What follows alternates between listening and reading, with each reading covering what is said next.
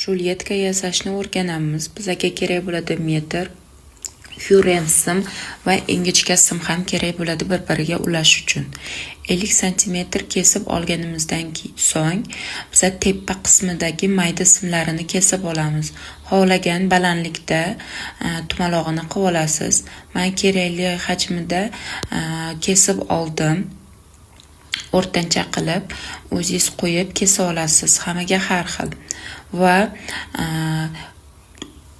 4 qismda kesib olganimdan keyin hammasini ulab chiqqandan so'ng lentichka bilan обработка qildim. Va первых juda ham akkuratni turadi va yopishtirishga ham oson bo'ladi. Полностью обработка qilib bo'lganimdan so'ng setочный material olib 2 qavat qildim. Sal qattiqroq va yaxshiroq turadi.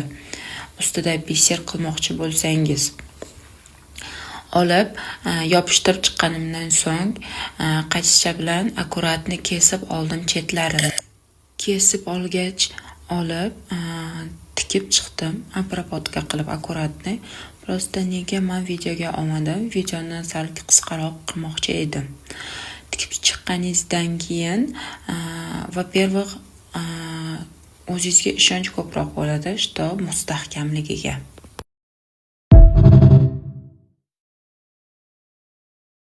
Ruletka yasashni o'rganamiz. Bizga kerak bo'ladi metr, fyuren sim va ingichka sim ham kerak bo'ladi bir-biriga ulash uchun. 50 cm kesib olganimizdan so'ng biz tepa qismidagi mayda simlarini kesib olamiz. Xohlagan balandlikda tumalog'ini qilib olasiz. Men kerakli hajmida kesib oldim.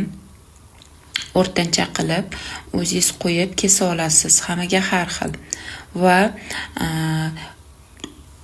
4 qismda kesib olganimdan keyin hammasini ulab chiqqandan so'ng lentichka bilan обработка qildim. Va первых juda ham akkuratni turadi va yopishtirishga ham oson bo'ladi. Полностью обработка qilib bo'lganimdan so'ng setочный material olib 2 qavat qildim. Sal qattiqroq va yaxshiroq turadi. Ustida biser qilmoqchi bo'lsangiz. Olib yopishtirib chiqqanimdan so'ng qachcha bilan akkuratni kesib oldim chetlarini. Kesib olgach olib tikib chiqdim. Обработка qilib akkuratni.